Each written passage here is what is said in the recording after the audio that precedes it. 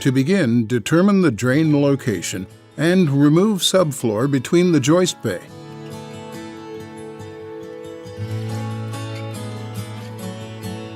Then install 2x blocking 3/4 of an inch below the top of the existing floor joist.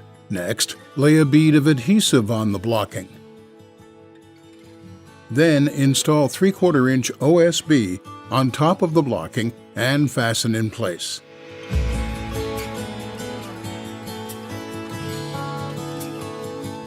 Mark the OSB subfloor and cut out the trough location. Next, lay a large bead of subfloor adhesive on the OSB and install the subfloor with trough cutout and fasten with nails.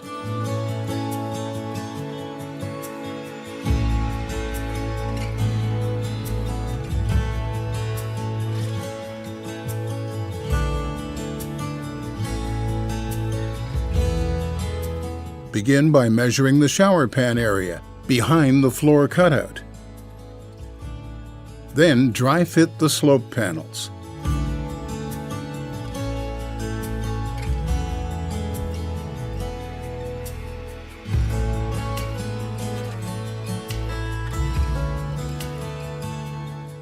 For the last piece, you may need to cut it to size. Simply measure the distance from the wall to the panel, mark that distance on your slope panel, and cut.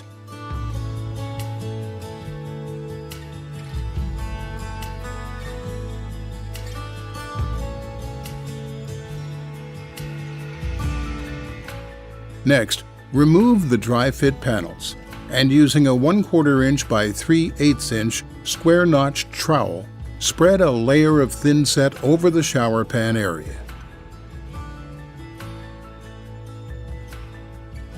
When finished, press the panels in place one at a time.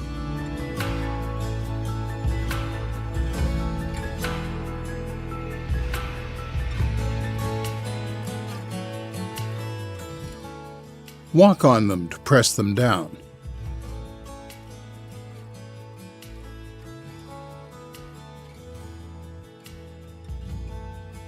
First, lay down the backer board. Then measure and mark the area around the front and sides of the cutout on the bathroom floor.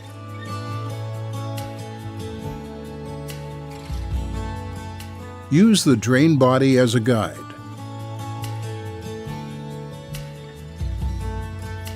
X out the area you will be cutting out. Next, put down a layer of thinset using a 1/4 inch square notch trowel.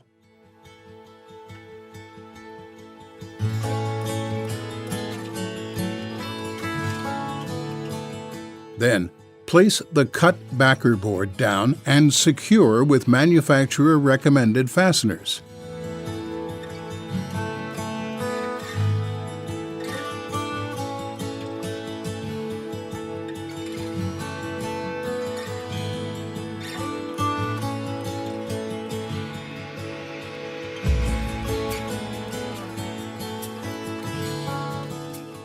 First, attach the proved 2-band coupling.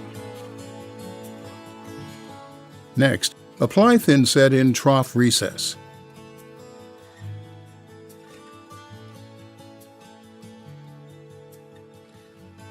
Next, using a 3/16 inch V-notch trowel, spread thinset onto the front edges of the slope panels and top edge of the backer board. Bed the drain body into the thinset, assuring the drain flange sits flush with the top of the PET and cement board. Set the drain body in place and remove the masking tape around the outer edge.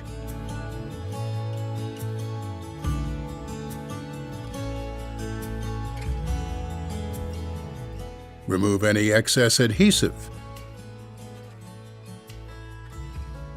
Next, adhere transition tape, fleece side up, along both sides and at each end of the drain flange, overlapping the stainless steel 1/4 to 3/8 of an inch.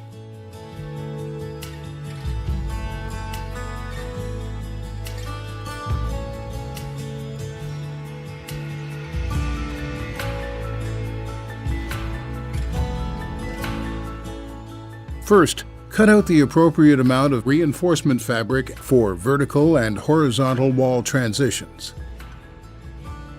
Next, apply liquid waterproofing 6 inches out on the floor and 6 inches up the walls. Then, place included non-woven inside corners into the waterproofing while it is still wet. And apply liquid waterproofing on top of the corners.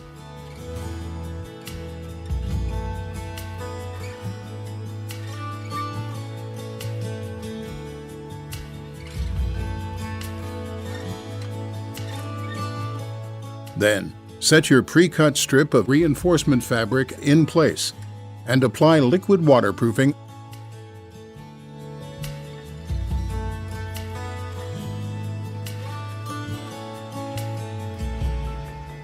Cut reinforcement fabric to the size of the seams in the slope panels. Apply liquid waterproofing to the seams. Then, lay the reinforcement fabric down while it is still wet. Then, apply liquid waterproofing on top of the reinforcement fabric. Finish up by applying liquid waterproofing to the rest of the shower bed and up the walls. Apply additional liquid waterproofing as per the manufacturer's requirements. Next, flood test the shower to confirm no leaks.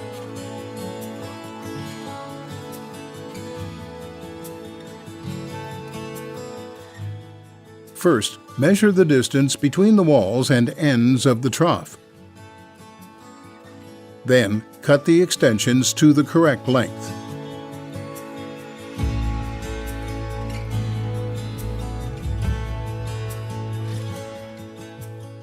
Repeat on both sides.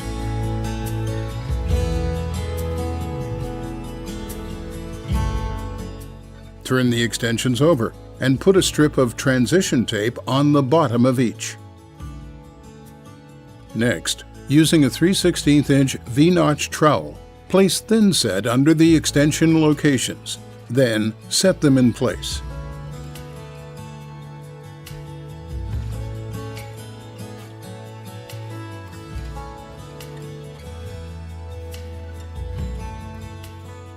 Determine your shower door location. Our door is 6 inches from the edge of the trough.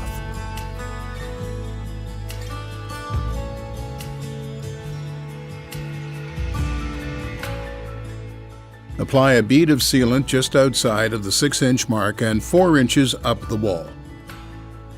Then, put down a layer of thin set with appropriate trowel, avoiding the bead of sealant. Install tile on the outside of the shower, ensuring minimum 1% pitch back to the drain.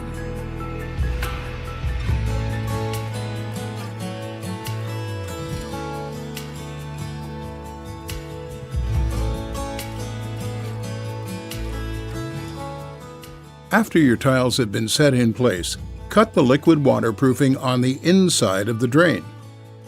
Be sure to cut clean through the waterproofing.